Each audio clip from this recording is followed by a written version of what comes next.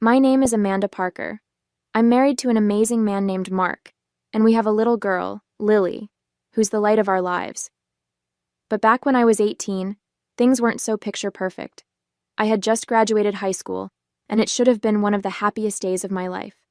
Instead, that day ended up being the moment everything fell apart with my stepmom, Sandra, and my brother, Ian. It was right after the graduation ceremony. I was still wearing my cap and gown when Sandra pulled me aside with that fake, tight smile she always had when she was about to deliver bad news. "Amanda," she said, almost sweetly, "I need you to know that the college fund your dad left behind won't be yours after all." Just like that. No explanation, no empathy. Just dropped it like it was no big deal. I froze, staring at her, trying to process. "What do you mean?" I asked. My dad had told me about that fund himself. He'd set it up for me when I was a kid. Sandra didn't even flinch. She just shrugged like she was discussing the weather. "Well, Ian and I talked about it, and we think it would be better if the money went towards something more practical. Ian has a plan for it, and honestly, Amanda, you've always been more of a dreamer. College might not be the best fit for you." I couldn't believe what I was hearing. Ian had always been the golden child, and Sandra treated him like he could do no wrong, but this was next level. "That money was for me. Dad wanted me to go to college," I said, my voice shaking. Ian came over, clearly eavesdropping, and of course he chimed in. "Amanda, calm down. You know I'll make good use of it. I'm planning to invest it, start a business. Dad would have wanted us to be smart about it. Besides, you can just take out loans like everyone else if college means that much to you." He said it so casually, like I should just roll over and accept it. My hands were trembling, and my heart was pounding in my chest. "You can't just take what's mine. That's stealing," I yelled. Sandra looked around, clearly embarrassed that I was making a scene, and hissed, "Lower your voice, Amanda. This is family business, and you're being dramatic." I wanted to scream, but instead, I just walked away. The whole graduation day turned into a blur after that. I remember sitting in my room that night, staring at the ceiling, wondering how everything had gone so wrong. My dad had passed away the year before, and he'd always been my rock. Without him, I felt like Sandra and Ian had all the power, and I was completely alone. The next day, I tried to bring it up again, hoping Sandra might reconsider. She just rolled her eyes and said, "Amanda, you're an adult now. It's time to grow up and figure things out for yourself. That money is being used for the family, which includes Ian." When I told Mark about it later, he was my boyfriend at the time, he was furious. "They can't do that to you. That fund was meant for your future." But legally, I didn't know what I could do. The account was in Sandra's name, and without my dad, I had no one to fight for me. Mark offered to help me figure it out, but I told him to let it go. I didn't want to fight a losing battle and make things even worse. So I let it go, or at least I pretended to. Deep down, I made a promise to myself. I'd prove them wrong. I'd show them I could succeed without their help. The next few years were tough, to say the least. I worked multiple part-time jobs just to scrape by while taking classes at a community college. I couldn't afford to go to a 4-year university right away, but I was determined to finish my degree, even if it took twice as long. Meanwhile, Ian was living it up.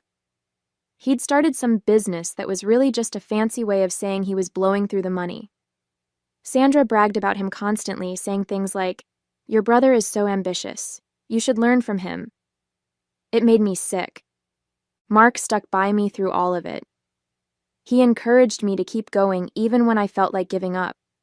By the time I transferred to a university, we were engaged. I remember Sandra's reaction when she found out. "Are you sure you're ready for marriage, Amanda? It's a big responsibility, and you're still figuring out your life." She said it with that same condescending tone she always used, as if I was some clueless kid. Ian, of course, chimed in with, "Yeah, maybe you should focus on your career, if you can even call it that." I wanted to snap back, but I just smiled and said, "Don't worry about me. I'm doing just fine." Those years in university were some of the hardest of my life. I was constantly juggling work, classes, and trying to keep my head above water. Most days, I barely had time to eat a proper meal. I worked evenings at a coffee shop and weekends at a bookstore, and in between shifts, I crammed in studying wherever I could. It felt like I was living on autopilot, just grinding day after day. There were nights I'd cry in frustration, wondering if it was even worth it. But every time I thought about quitting, I'd hear my dad's voice in my head, reminding me why I started in the first place. That fund might have been stolen from me, but they couldn't take away my determination. It wasn't just the financial strain that made it hard, it was the emotional weight of feeling completely unsupported by my own family. Sandra and Ian never checked in on me, not once. In fact, they acted like I didn't exist. Sandra was still throwing her little house parties, bragging about Ian and his big plans, while I was eating instant noodles and scraping together rent. I'll never forget the time I ran into Ian at the grocery store. He was picking up expensive steaks, and I had a basket with canned soup and some store-brand bread. He looked at me, smirked, and said, "Still doing that whole struggling student thing, huh? You could have had it easier if you just played your cards right." I didn't respond. I couldn't trust myself to speak without blowing up. By my second year, things started to shift a little. I managed to land a paid internship with a local marketing firm, which felt like a lifeline. The pay wasn't much, but it was enough to let me cut back on one of my part-time jobs. Plus, it gave me real-world experience, and for the first time, I started to feel like I was building something for my future. But even then, it wasn't easy. My days were a blur of early morning classes, afternoons at the internship, and nights spent studying or working shifts at the coffee shop. My social life was non-existent, and I was constantly exhausted. One of the lowest points came when my laptop died a week before finals. I didn't have the money to replace it, so I borrowed an old one from a friend. It was so slow that just opening a document took forever. I remember sitting in the campus library at midnight trying to finish a paper that was due the next day, and just breaking down. I wanted to scream at the unfairness of it all. But then I thought about Sandra and Ian, how they'd probably laugh if they saw me struggling, and that gave me the push I needed to keep going. I wasn't going to let them win. It wasn't just the lack of support from Sandra and Ian. It was the way they'd go out of their way to humiliate me, especially in front of others. There was one Thanksgiving dinner I'll never forget. I had just started college. I hadn't planned on going, but Mark convinced me to show up for appearances. I should have trusted my gut and stayed home. Sandra was hosting, and the table was packed with her friends and a few of Ian's business contacts, if you know what I mean. Everything was going smoothly, until Ian decided to open his mouth. "So, Amanda," he said loudly, smirking as he leaned back in his chair, "how's that glamorous student life treating you? Still making lattes and scraping by?" A few of the guests chuckled nervously, probably unsure if he was joking. I felt my cheeks burn, but before I could respond, Sandra chimed in. "Ian, don't be mean," she said in that fake, syrupy tone she always used when she wanted to sound magnanimous. "Amanda is doing the best she can. Not everyone is cut out for success right away." The way she said it, with that little pause before doing the best she can, made it clear what she really thought.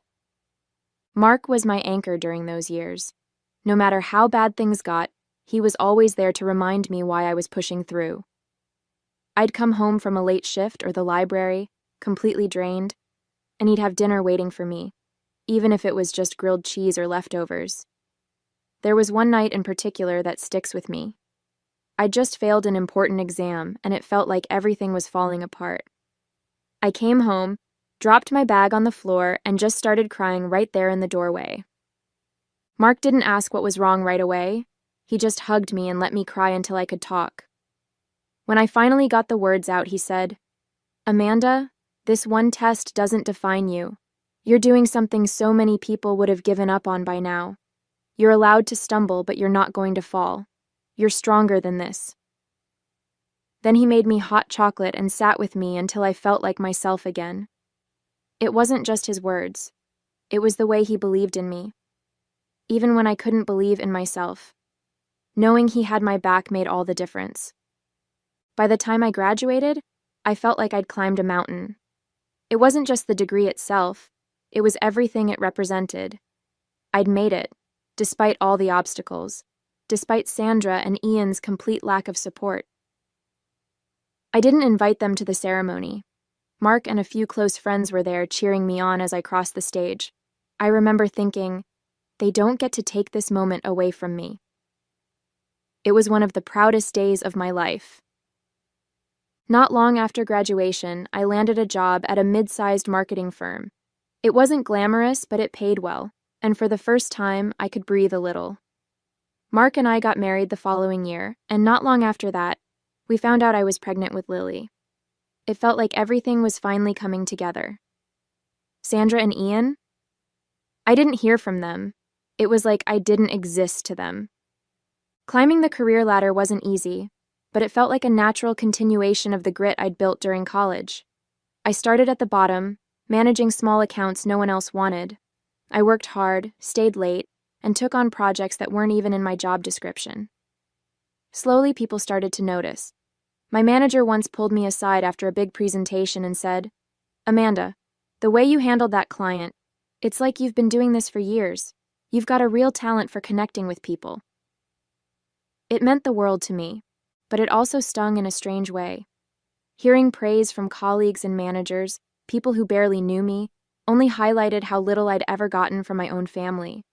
I'd sit in meetings where my boss would brag about my work ethic, or I'd overhear coworkers saying things like, "Amanda's a star, she's going places," and part of me felt empty. I kept thinking, why couldn't Ian have said something like that? Why couldn't Sandra have seen my worth? Instead, all I ever got from them were backhanded comments or outright dismissal.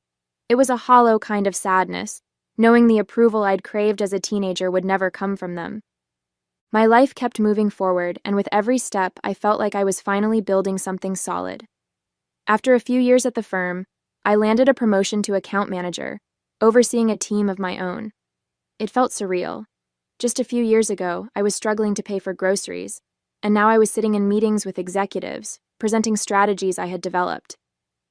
Mark was my biggest cheerleader through it all. When I got the promotion, he surprised me with a little dinner party at home, just us and a few close friends. "You've earned this," he said, raising his glass to toast me. "No one deserves it more." Around the same time, we welcomed Lily into the world. The moment I held her for the first time, everything else faded away. I remember looking at her tiny face and thinking, I'm going to make sure you always feel loved and supported, no matter what. Being a mom added a whole new layer of joy and purpose to my life. But while my world was brightening, Sandra and Ian's was starting to crumble. Ian's big plans had fallen apart. His business tanked. And Sandra, who had always prided herself on her social status, suddenly seemed less confident. The whispers started to spread. They were struggling financially, and Ian was back living at home with Sandra. I'll never forget the day I ran into Ian and Sandra at the grocery store. It had been years since I'd seen either of them, and honestly, I wasn't prepared for how different they looked. I was in the organic aisle, picking out some fancy cheese for a dinner Mark and I were hosting. Lily was in the cart, babbling about something, when I turned the corner and almost bumped into them. Ian was pushing a cart with just a few items, mostly canned food and a bag of rice, and Sandra was trailing behind him, looking worn out and older than I'd ever seen her. "Amanda," Sandra said, her voice a mix of shock and awkwardness. Ian glanced up, and his expression hardened when he saw me. I didn't know what to say at first. I was standing there with my cart full of high-end groceries, Lily giggling in her seat, while they looked like they were barely scraping by. Sandra tried to muster up her usual fake smile. "You're looking... well," she said, her eyes darting to my cart. Ian just grunted, clearly too proud to say anything. "Yeah, things have been good," I replied casually, not wanting to rub it in, but unable to hide the satisfaction I felt. It was a stark contrast from the last time we'd crossed paths at a grocery store when I was the one struggling and Ian was flaunting his success. After that run-in, things changed. Suddenly, Sandra and Ian were trying to get back into my life. It started with small things, Sandra calling to check in or sending me awkward messages on social media. "Hi, Amanda. Just wanted to see how you're doing. It's been so long." She never outright mentioned our encounter at the grocery store, but the timing was too obvious to ignore. Ian wasn't as subtle. He sent me a text not long after. "Hey sis, we should catch up sometime. I've got some ideas I'd love to run by you." At first I ignored them. I didn't trust their intentions, and honestly, I was still too bitter to entertain the idea of reconnecting. But they didn't stop. Sandra started calling Mark too, under the guise of being a concerned stepmom, asking about Lily and how we were doing. Mark, being the kind-hearted person he is, told me, maybe they're trying to make amends. I wasn't so sure. It felt less like genuine interest and more like they'd seen how well I was doing and wanted to latch on. Part of me wanted to confront them outright, but another part of me was curious to see how far they'd take it.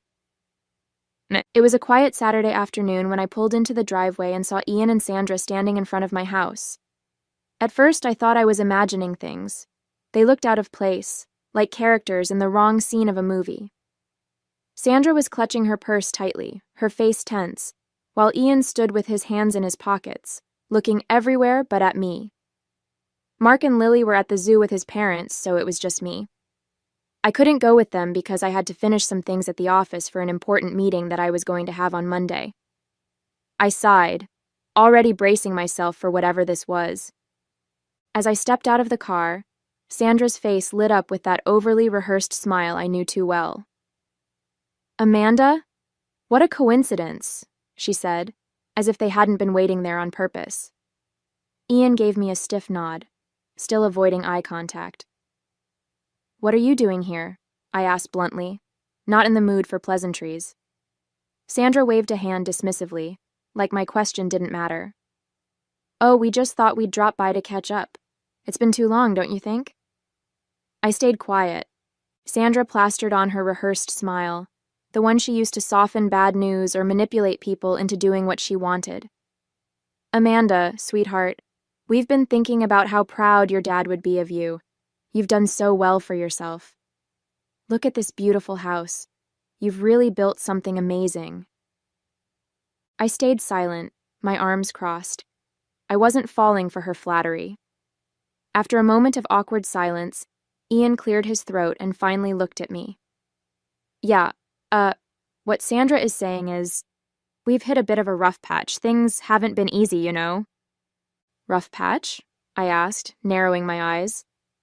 "What does that mean exactly?" Sandra looked at Ian as if he had jumped into it too fast. "Oh, it's nothing too serious. Just some financial hiccups. Ian's business didn't quite work out the way we hoped, and, well, I've had some medical bills come up recently. We're just, how do I put this, a little strapped for cash at the moment." "And?" I pressed, already sensing where this was going. Ian shifted uncomfortably. "And we thought maybe you could help us out. You know, just a little something to help us get back on our feet." "Help you out?" I repeated, incredulous. "You're asking me for money?" Sandra gave an exaggerated sigh, her fake smile dropping. "Amanda, you make it sound so harsh. It's not like we're asking for charity. Just a loan. You're doing so well, and it's clear you can afford it. We wouldn't even be asking if it wasn't really necessary." "Necessary?" I echoed, feeling the heat rising in my chest. "You mean like how it was necessary to steal my college fund? Or to tell me I'd never amount to anything? Is this one of those necessities?" Ian's jaw tightened. "That's not fair, Amanda. We did what we thought was best at the time." I let out a sharp laugh. "Best for who, Ian? For you? For Sandra? Certainly not for me." Sandra put a hand to her chest like I'd slapped her. "Amanda, that's ancient history. Can't we just move past that? We're here now trying to make amends. Doesn't family mean anything to you?" "Family?" I shot back, my voice rising. "You mean the same family that left me to fend for myself? That made fun of me for struggling through college? That never lifted a finger to help me? You've got some nerve showing up here and throwing the word family around." Ian's face turned red, and his calm facade started to crack. "You're not being reasonable. You've got everything now. A house, a husband, a great job. We're just asking for a little help. You owe us that much." "Owe you?" I snapped. "I owe you nothing. Everything I have I built on my own, with no thanks to either of you, and now you think you can just waltz in here and guilt me into giving you money? Not a chance." Sandra's mask of politeness finally slipped. "I can't believe this," she hissed. "After everything we've done for you?" "Done for me?" I interrupted, laughing bitterly. "What exactly have you done for me? Besides making my life harder at every turn?" Ian lost his temper completely. "You're a selfish, ungrateful brat. We gave you a roof over your head, and this is how you repay us?" I stared at them, stunned by their audacity. "Get off my property," I said, my voice cold. "I'm done with this conversation." Sandra's eyes narrowed and she leaned in, her voice dripping with venom. "You'll regret this, Amanda. One day you'll need us and we won't be there." I stepped back, opening the door to my house. "Good. I've been doing just fine without you." As I stepped toward the door, Sandra let out a bitter laugh. "Fine, Amanda. Stay on your high horse. But don't forget where you came from. You're nothing without that fancy degree. And we're the ones who made sure you had a roof over your head to even get that far. You should be thanking us." Ian chimed in, his voice dripping with spite. "You think you're so much better than us now, don't you? With your perfect little family and your nice house. Don't get too comfortable, Amanda. Life has a way of knocking people like you down a peg." I stopped in my tracks, turning to face them one last time. "You're right. Life does have a way of knocking people down. You should know. You're living proof." With that, I stepped inside, closing the door firmly behind me. Even from inside, I could hear Sandra muttering angrily as they walked away. "Ungrateful. After everything we've done for her, she'll come crawling back one day." But as their voices faded, all I felt was relief. For the first time in years, I truly understood the power of closing a door, literally and figuratively, and this one, I knew, would stay closed. About a year later, Mark and I took Lily to an amusement park. It was a beautiful day. Blue skies, laughter everywhere, and the smell of popcorn in the air. Lily was ecstatic, pointing at every ride and begging to go on the roller coasters. We were making our way toward the food stalls when I saw him. Ian. He was coming out of a public restroom, wearing a faded park uniform and holding a mop and bucket. For a moment he didn't see us. His head was down and he looked exhausted, his shoulders slumped. But then, as we got closer, he glanced up and froze. Our eyes met, and in that instant, I could see the recognition, and the shame, on his face. Before I could say anything, he turned on his heel and walked away, pushing the mop bucket in front of him as fast as he could.